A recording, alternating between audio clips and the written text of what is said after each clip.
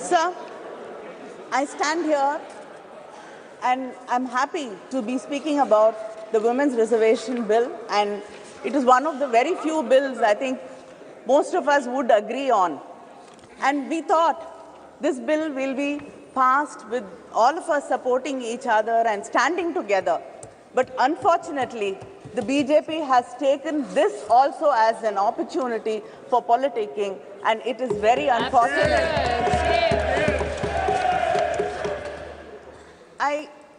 I'm just reminded of what Periyar said when I see the BJP speaking here and heckling us, that the pretense of men that they respect women and that they strive for their freedom is only a ruse to deceive them. You did now. You did. Just you did. That is your first example. I'd like to quote the former Chilean president, Michelle Bachelet. A better democracy is a democracy where women do not only have the right to vote and to elect, but to be elected. In 1990, after the Montego-Chelmsford reforms were passed, we got the rights to vote, especially in the Madras presidency and the Bombay presidency. The Justice Party, Needhi Katchi, passed a resolution on 10th May 1921 to grant voting rights for women for the first time in India. In 1927, Tamilnadu elected its first women legislator in the country, Dr. Muthulakshmi Reddy, who was instrumental in abolishing the Devadasi system. But, sir, nearly 100 years after that, we still have not passed the bill. In 1929, Periyar, in the Self-Respect Conference in Chengalpet, passed a resolution insisting on reservations for women in education, employment, and politics. The Women's Reservation Bill was first brought with the support of the DMK during the United Front government in 1996, September. And then Thiru Devegowda, who was the Prime Minister, brought this bill, and the Law Minister Ramnath Kalab was the one who presented the bill in this House. Then again, our respected former Prime Minister Vajpayee ji again brought this bill, but it was the UPA government in 2010 which passed it in the Rajya Sabha. Yes. And I got an opportunity to speak on the bill in the Rajya Sabha, and that was 13 years ago. And I've got an opportunity to speak on this bill again here. Yes. And we're still speaking about this bill and debating it for the past 13 years. Only House is dead. Only House is dead. House is dead. The Women's Reservation Bill is a poll promise of the BJP. Yet, many leaders had to urge them to bring this bill and to pass it. Our leader, Kalaignar, had written to the Prime Minister in 2014 to pass this bill. Madam Sonia Gandhi wrote to the Prime Minister in 2017 requesting him to pass this bill. Our Chief Minister, M.K. Stalin, wrote to the Prime Minister again in 2017 requesting and urging the government to pass the bill. He said, the bill which was moved to empower women's voice in the legislatures and parliament of our great nation is struggling to succeed. This is really disheartening.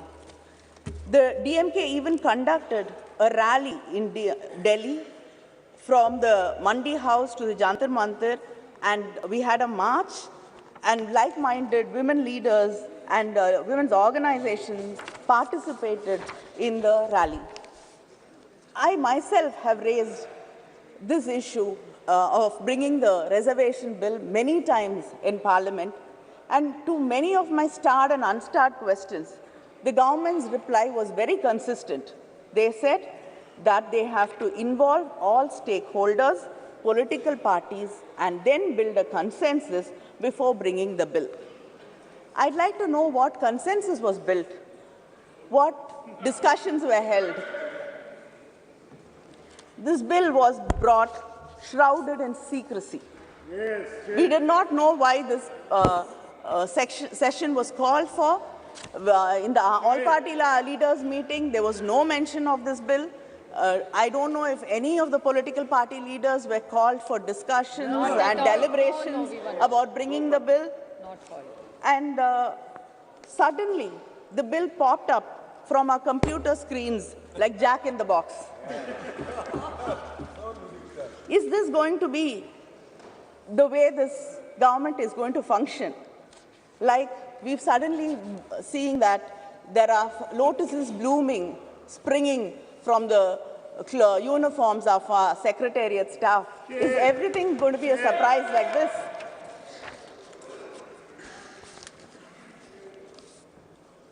In spite of all this, when the Prime Minister mentioned the Women's Reservation Bill, and when our own Megwalji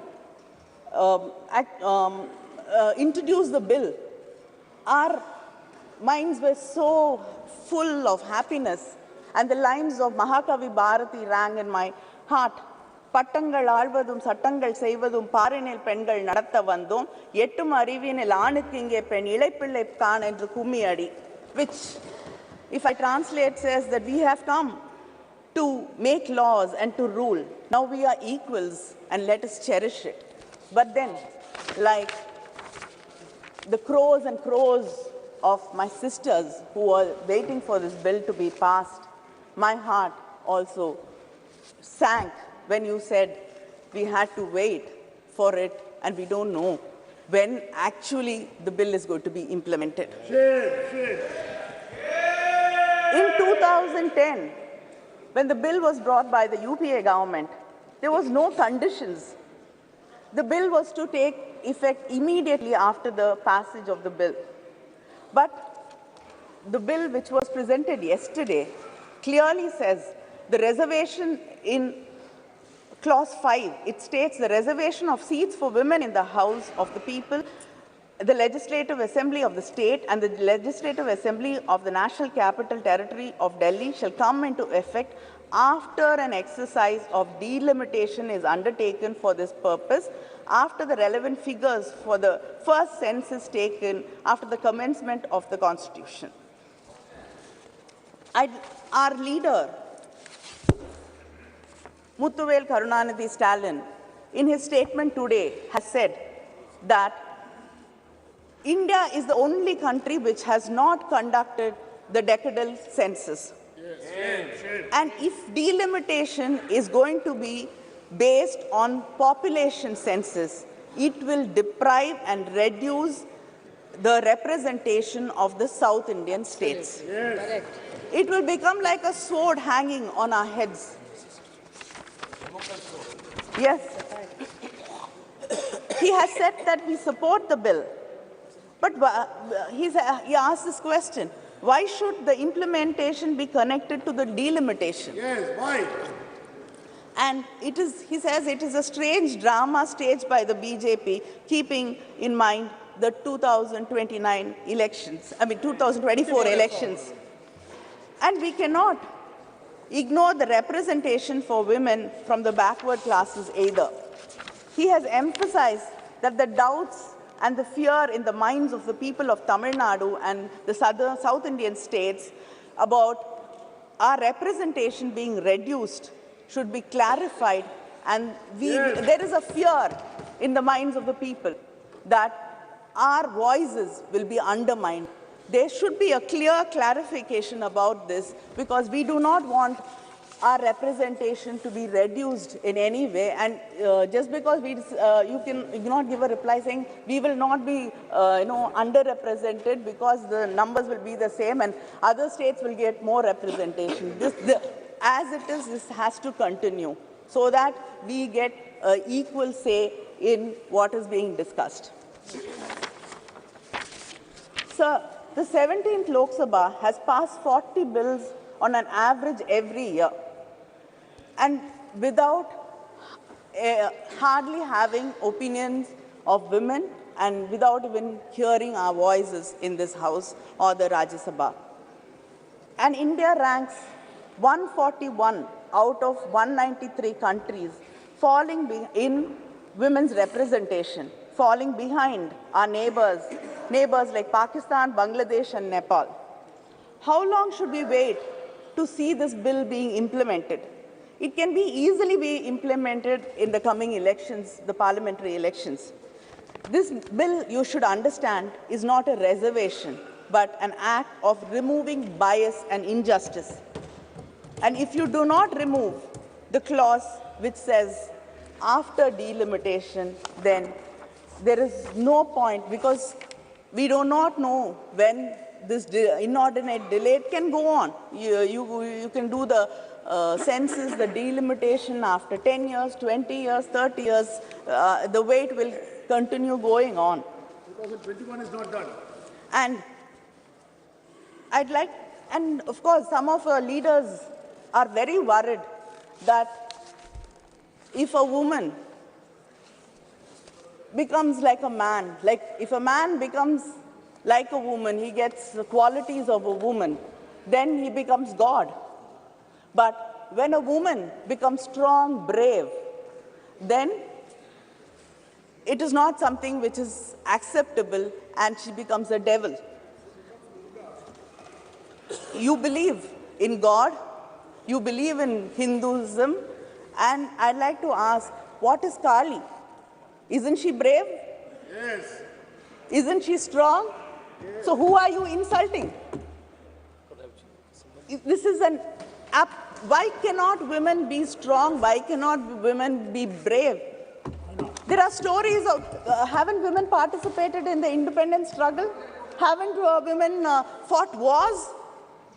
Haven't you seen leaders, strong leaders like Mrs. Indira Gandhi in this country? It is this kind of words which actually put fear in our hearts.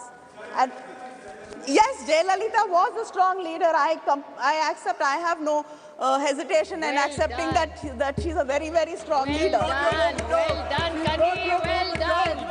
Well done. Leader admitted. Exactly. Well done, Kani. And Mayawati ji, Madam Sonia Gandhi. Yes.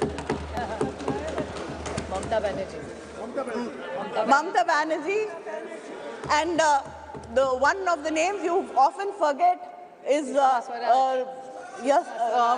Sushma Swaraj ji. Yes. And I also like to quote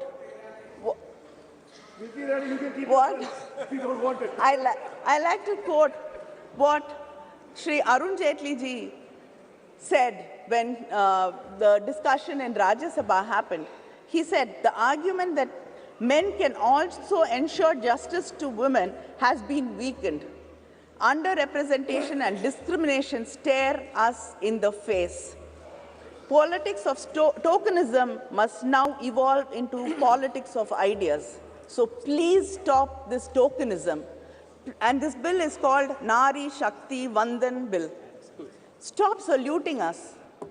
We do not want to be saluted. We do not want to be put on pedestals. We do not want to be worshipped. We do not want to be called mothers. We don't want to be your sisters, your wives. We want to be respected as equals. Let us get down from the pedestal and walk as equals. We have a right to this country as much as right you have. This country belongs to us. This parliament belongs to us. And we have a right to be here. Thank you.